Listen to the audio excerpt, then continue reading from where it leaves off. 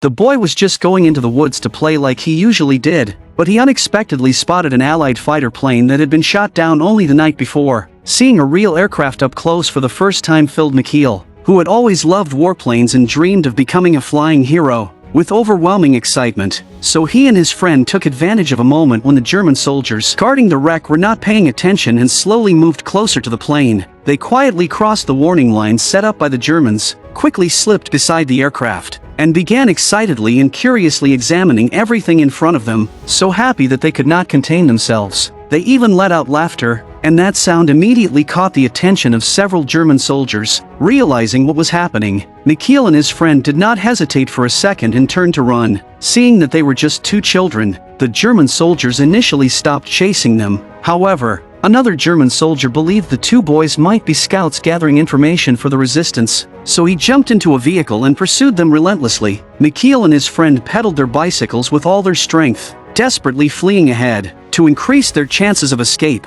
Michiel and his friend split up at a crossroads and ran in different directions. The German soldier continued driving after Michiel alone, and in his panic Michiel accidentally fell to the ground and was immediately captured. Fortunately, Michiel's father was a local mayor who cooperated with the German forces. After learning that Michiel was the mayor's son, the Germans chose not to pursue the matter further and released him on the spot. His father also warned Michiel never to provoke the German soldiers again, but it was obvious that Michiel disliked his father, who constantly tried to please the Germans, and there was even a hint of disgust in his eyes. Filled with anger, Michiel returned to his room and slowly pulled a watch out of his pocket. It was a souvenir he had just picked up beside the crashed aircraft. What Michiel did not know at that moment was that this broken watch was about to turn his life completely upside down. That night, Michiel lay in bed unable to fall asleep, still dwelling on his father's harsh scolding earlier that day. It was at that moment that Michiel suddenly realized his uncle, who had been away for many days, had finally returned. Compared to his father, Michiel liked his uncle much more. Seeing his uncle come back, the previously listless Michiel immediately ran out of the room with joy and threw himself into his uncle's arms. He busied himself helping his uncle make the bed, and while unpacking his luggage he noticed a strange mechanical device, and even unexpectedly spotted a handgun inside the suitcase. From that moment on, Michiel, who already admired his uncle, began to respect and adore him even more. He believed his uncle must have joined the underground movement opposing the Germans. He wanted to be a hero and admired heroes, and at that very moment his uncle had clearly become the hero in his heart. Just as Michiel was lost in fantasies of becoming a hero like his uncle, he finally received his chance to do so. A boy a few years older than him, who had always been close to him and was very likely already part of the resistance, suddenly appeared in front of him. The boy lifted his clothes and revealed a letter. He told Michiel that he was about to do something very important, and if he did not return by nightfall, he wanted Michiel to help deliver the letter. He also demanded that Michiel must not tell anyone about this, not even the uncle Michiel admired most. At this moment, although Michiel felt nervous and uneasy inside,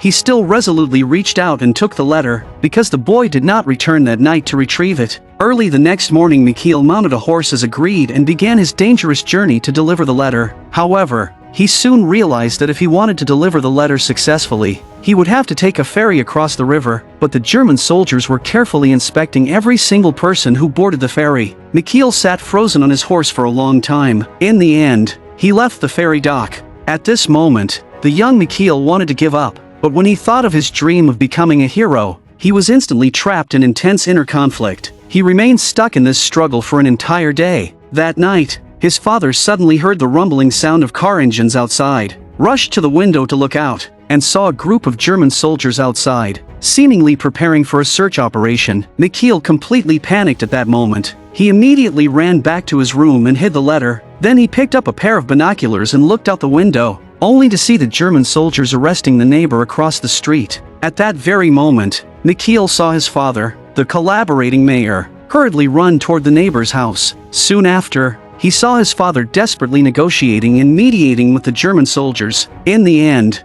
thanks to his father's efforts, the Germans released the neighbor. Michiel, who had always believed his father was nothing more than a servant of the Germans, fell into deep silence at this moment. It was also at this moment that he began to slowly change his view of his father. Lying in bed and staring at the undelivered letter, while recalling the neighbor's arrest earlier, Michiel could not help but feel lingering fear. He began to worry that this letter might bring disaster upon him and even endanger his family. Over the next 2 days, Michiel wandered around with the letter. Eventually, he unexpectedly discovered that every evening, after the ferry service ended and the German soldiers withdrew, the men operating the ferry would secretly smuggle people across the river to earn extra money. Using all the pocket money he had saved, he finally managed to cross the river, but just as he reached his destination with great difficulty, he suddenly discovered several German soldiers standing inside the recipient's home. Immediately after, he heard a scream and saw the recipient shouting as he ran out of the house, only to be shot dead by the German soldiers the very next second. Seeing this, the young Michiel did not hesitate at all and quickly turned around to flee. Michiel had no idea what to do with the letter. In the end, taking advantage of the absence of anyone around, he secretly opened the envelope and saw that it contained only an address. Driven by curiosity, he rode his bicycle toward the address written on the letter, but when he arrived, he discovered that there were only dense trees and endless white snow, and nothing else at all. Just as he reached for the letter again to confirm the address, he suddenly heard a noise behind him. A strange man was hiding beneath a dead tree behind him,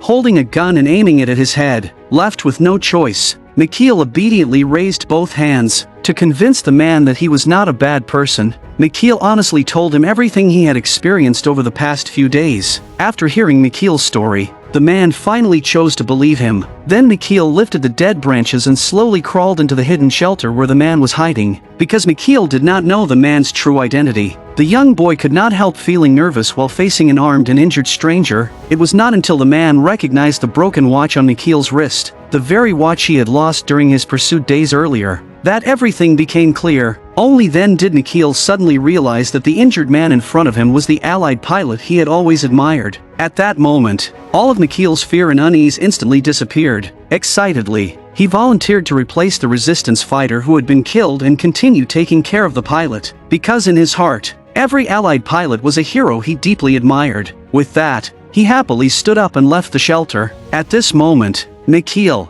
who had always dreamed of becoming a hero, suddenly felt that he was about to become a young hero praised by everyone. Even after returning to the front of his house, the smile on Michiel's face still had not faded, but in order not to expose the secret of caring for the Allied pilot, he quickly adjusted his expression. He then took advantage of his family's inattention, quietly slipped into the kitchen, and kept gathering food and stuffing it into his clothes. Early the next morning, Michiel rode his bicycle with the food and rushed toward the hidden shelter where the pilot was hiding. Through his actions, he finally earned the pilot's complete trust. The pilot then shared his escape plan with Michiel. The pilot wanted to go to Zwolle, about 50 kilometers away, to find his contact, because that contact could help him return to Britain. So Michiel, who was born and raised locally and knew the terrain well, began running back and forth to help prepare the pilot's escape. Because reaching Zwolle required crossing the river by ferry, he went ahead of time to find the ferryman who often secretly smuggled people across the river for extra money and negotiated the price for passage. Since Michiel had no money at all, he could only plead pitifully with the ferryman to show some kindness and help him. In the end, after his repeated begging,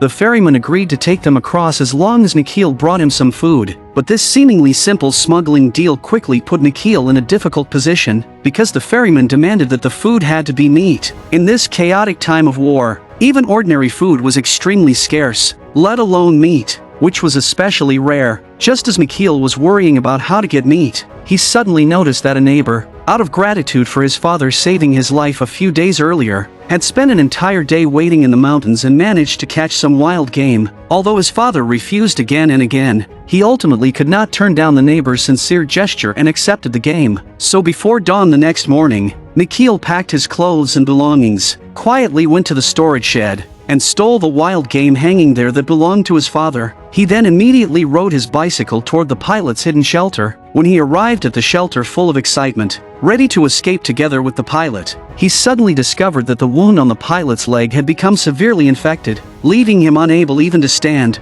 let alone make a long escape. Disappointed, Michiel had no choice but to temporarily put his carefully planned escape on hold. Because Michiel had no money, and he was afraid that looking for a doctor might expose them, he was left with no other option. In his panic, he hurried to find his sister, who had just started her 6th day as a trainee nurse at the hospital. After a great deal of pleading, his sister finally agreed to follow him to the hidden shelter where the pilot was hiding. Being cautious, Michiel not only did not tell his sister the pilot's true identity, but when they were close to the shelter, he even deliberately covered her eyes. Although his sister was only a nurse who had just begun her training, she still did everything she could to treat the pilot with her careful care. In less than a week, the pilot was finally able to stand and walk with difficulty. So that evening, Michiel and the pilot set off together on a perilous escape route. But what Michiel never expected was that not long after they left the shelter, a German military dog suddenly rushed toward them from the woods. The dog then locked its gaze on them and blocked their path. They also suddenly realized that there were several German soldiers hidden in the nearby forest. Fortunately, the soldiers had not noticed them yet. At this critical moment, Michiel quickly pulled out the wild game from his bag, which he had originally planned to give to the ferryman to help smuggle the pilot across the river, and threw it with all his strength to the roadside in front of the dog. The fresh meat instantly made the dog forget its duty. Seizing the opportunity, Michiel and the pilot immediately got up and fled, but not long after escaping, they saw a group of German soldiers at a crossroads, hurrying straight toward them. Panicked, the two of them quickly turned around and ran deep into the forest. Because the pilot's leg was injured, he limped badly and could not run fast. To avoid dragging Michiel down with him, he told Michiel to escape alone, while he himself found a low spot and covered his body with branches to hide. With no other choice, Michiel had to leave the pilot behind and flee on his own. But after successfully getting away, Michiel could not stop worrying about the pilot. So he turned back once again. He only saw German soldiers loading the pilot's bicycle into a vehicle. Seeing this scene, a terrible sense of dread instantly filled Michiel's heart. After the soldiers left, he rushed to the place where the pilot had been hiding, but the pilot was already nowhere to be found. Michiel had no idea whether the pilot had been captured by the Germans or had managed to escape. Helpless and anxious, he could only return home with a heavy heart. He began to fear that if the pilot had been caught, he might not endure interrogation and would reveal everything about him. If his help for the pilot were exposed, the family he loved most could all be dragged into disaster because of him. All night long, Michiel remained quiet and withdrawn, until his father, the collaborating mayor who followed German orders, returned home late at night, and Michiel finally learned from him that the Germans had found a suspicious man with a leg injury in the forest that evening. The clever man, however, had managed to escape, and the Germans had now put out a reward for his capture. Hearing this, the heavy weight that had been hanging in Michiel's chest finally eased a little. Early the next morning, he returned to the forest and headed straight for the hidden shelter where the pilot had been staying. Sure enough, he saw the pilot inside, holding a gun and preparing to fight to the death if the Germans appeared. Seeing that the pilot was safe, the tension in Michiel's heart finally disappeared completely. Because German patrols had been increased everywhere, the original plan to help the pilot reach Zwolle and find his contact had no choice but to be put on hold. Just as Michiel was riding his bicycle home with a light heart, he unexpectedly saw three people fighting over a package, while patrolling German soldiers were trying to break it up. The very next moment, distracted, Michiel accidentally fell, shattered the ice, and plunged into the freezing river. And from the figure he could tell it was a German soldier he had always hated. The soldier then reached his hand into the river, and after hesitating for a long moment, Michiel finally grabbed the hand that could save his life. Seeing Michiel climb out of the water, the German soldier smiled with clear relief. But Michiel, whose life had been saved by someone he despised, showed no joy on his face at all. Looking at the many townspeople standing by on the riverbank watching, and then at the German soldier he had always seen as an invader who had risked himself to save him, Michiel felt a storm of conflicting emotions. The German soldier not only saved Michiel's life, but also put his own helmet and coat on him, and kindly took him to the town hospital. At the hospital, Michiel looked at the soldier who had saved him and fell into deep silence. At that moment, he suddenly realized that maybe not all German soldiers were bad. Just as Michiel's view of the Germans began to change slightly, a group of German soldiers suddenly appeared at his home. Immediately after that, his father, the mayor who always followed German orders, was arrested by them, because Michiel harbored hatred toward the Germans. He had never really liked this father who worked for them, but when he saw his father being taken away and realized he might be about to lose him, Michiel suddenly understood that deep down he had always loved his father. Filled with grief and anger, Michiel stood there staring as his father was taken farther and farther away. In these chaotic years of war, this farewell might very well be forever. In order to save her husband, Michiel's mother almost called every one of his father's friends, but in the end she could not find a single person who could help. Powerless, Michiel paced back and forth in his room, Overwhelmed with anxiety and fear, he wanted to ask his uncle whether there was any way to rescue his father, but he suddenly realized that his uncle, the person he respected the most and who might have already joined the anti-German underground, was nowhere to be found. With no other options left, the mother and son had no choice but to bring food and go to the German office building to see his father. They hoped to ask him face to face whether there was any way for him to save himself, but the German soldiers told them that without orders from higher command, no one was allowed to visit prisoners. His mother begged again and again, but seeing that the soldiers still refused to let them in, she seized a moment of inattention, forcefully pushed past them, and rushed straight into the building. Yet just after entering, she was blocked again by two other German soldiers. Desperate to see her husband, Michiel's mother cried out at the top of her lungs, while three soldiers surrounded her and tried to calm her down. Seeing this, Michiel slowly moved aside, and while the soldiers were fully focused on his mother, he quietly slipped into the German office building he had always feared. But just as he reached the stairway, he suddenly ran into a German officer. Michiel froze, stood silent for a few seconds, and then could only turn around and retreat. Helpless, he followed his mother back home. At that moment, his uncle, who had disappeared earlier, finally showed up again. After learning that Michiel and his mother had failed to see his father, the uncle stood up and said he would go find a way to rescue him. He also promised Michiel that he would do everything he could to save his father. At this moment, Michiel cared deeply for his uncle. He had always believed that his uncle had joined the resistance, so he trusted that his uncle would find a way to save his father. More importantly, his uncle had always been the hero Michiel admired most. But the three of them waited until deep into the night, and the uncle never returned. At dawn the next morning, Michiel, who had just fallen asleep, was awakened by the sound of the town square bell. He quickly got up and went downstairs, only to see his uncle standing alone by the window, with sorrow on his face. His uncle told Michiel that he had failed to save his father. At the same time, the German soldiers were ringing the bell in the town square to gather the residents, preparing to execute Michiel's father and two other prisoners accused of resisting them, right in front of everyone. Upon learning that his father was about to be executed, Michiel ran toward the square with all his strength. Running toward his father, he pushed through the crowd. He leaped forward, desperate to see his father one last time, but all he saw in the end was his father collapsing after being struck by bullets. At that moment, Michiel's world completely collapsed. Only then did he realize how foolish and laughable it had been to deliberately distance himself from his father just because he worked as a collaborating mayor. Only then did he understand how many precious moments of harmony with his father he had needlessly lost. After his father's death, Michiel finally learned that his father had been secretly using his position as a cooperating mayor to help the underground resistance. It turned out that his father was the hero he should have admired most all along, and his father's death only strengthened Michiel's determination to continue helping the stranded Allied pilot escape to Zwolle, because the pilot's leg was injured. That afternoon Michiel specially prepared a horse-drawn cart and once again set out on the escape together with the pilot. But midway through the journey, they unexpectedly ran into several German soldiers at a bend in the road. Fortunately, the soldiers were chatting and laughing and did not notice them at all. Seeing this, Michiel secretly felt relieved. But the very next second the cart wheel suddenly broke. Panicked, Michiel hurried to get off the cart to pick up the wheel,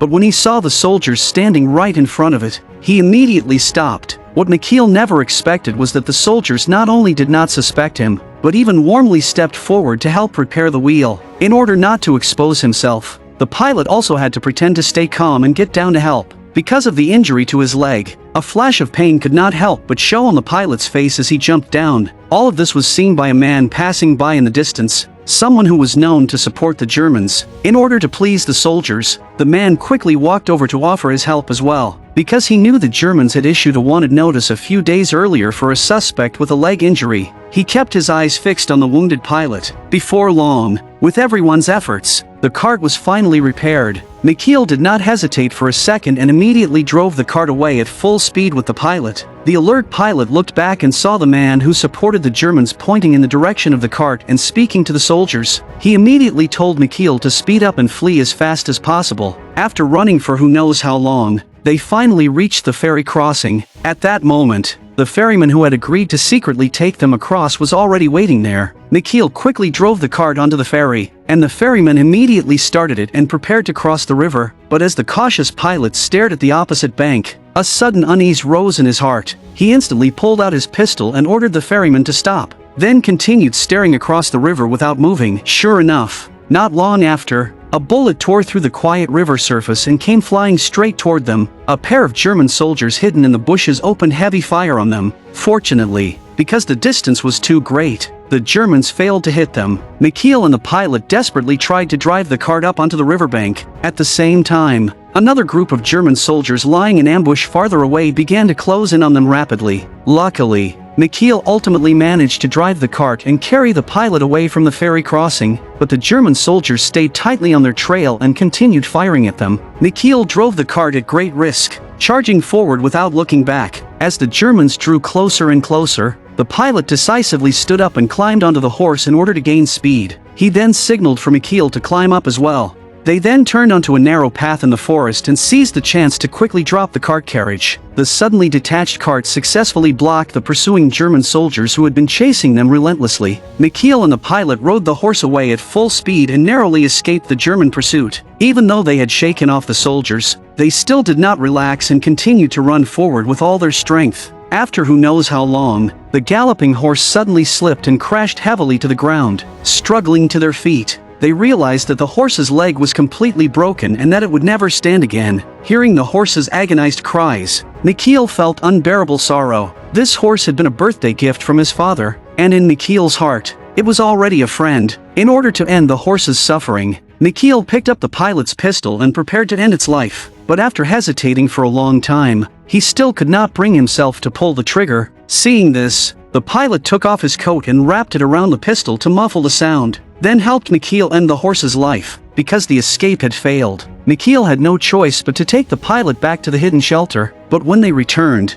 they suddenly discovered a group of German soldiers searching near the shelter. With the shelter exposed, after much thought, Michiel could only take advantage of the night to secretly bring the homeless pilot back to his own house. He temporarily hid the pilot in the storage shed filled with miscellaneous items. Michiel knew this could bring disaster upon his family, but at that moment he believed that helping the pilot was a way to avenge his father, who had been executed by the Germans. For the sake of avenging his father, he was willing to sacrifice everything. After careful consideration, he also told his uncle, whom he had always respected and admired, about hiding the pilot, because he had always believed that his uncle had joined the underground resistance against the Germans. He trusted that his uncle would help him and assist the pilot in escaping to Zwolle. After hearing Michiel's words, his uncle readily agreed. Just as Michiel had expected, what Michiel could never have imagined was that although his uncle had indeed joined the underground resistance, he was secretly working for the Germans. At that moment, Michiel knew nothing about this. Early the next morning,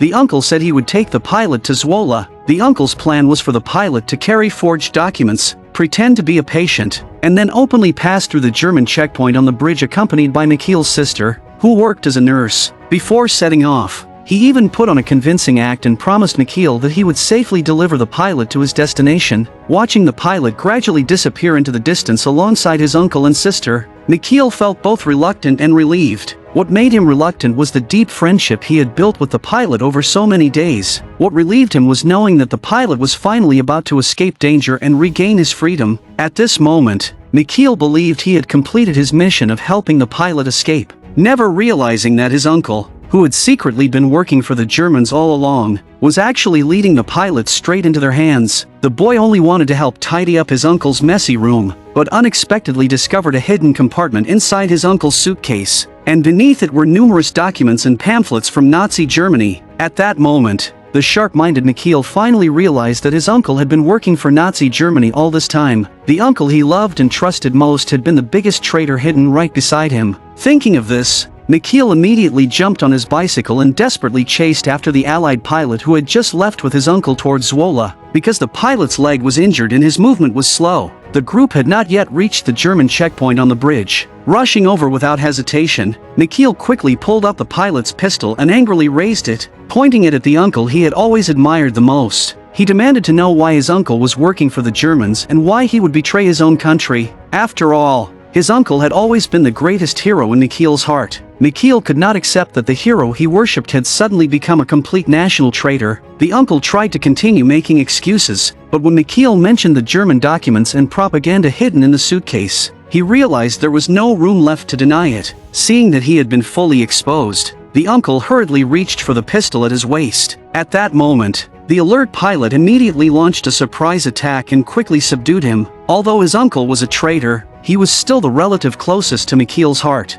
so in the end Michiel only tied him to a large tree. Meanwhile, his sister, who worked as a nurse, continued escorting the pilot towards Zwolle. Following the original plan, his sister passed openly through the German checkpoint on the bridge with proper documents, while the pilot, who had no papers, struggled with all his strength to climb beneath the bridge and pass through unseen. Michiel stood beside the bridge, nervously watching every single move the pilot made. If the injured pilot lost his strength and fell into the water, he would inevitably be captured by the Germans. Fortunately, despite extreme difficulty, the pilot ultimately reached the opposite bank safely. Only then did Michiel finally ease the tension that had been gripping his heart. Although the pilot successfully escaped with his sister, Michiel himself was left facing a painful decision. He did not know how to deal with the uncle he had always loved and respected, yet who was a traitor to his country. Just as he hesitated, he suddenly turned around and realized that the uncle tied to the tree was already gone. Michiel immediately got up and chased after his fleeing uncle. After a frantic chase through the forest, the panicked uncle fell to the ground,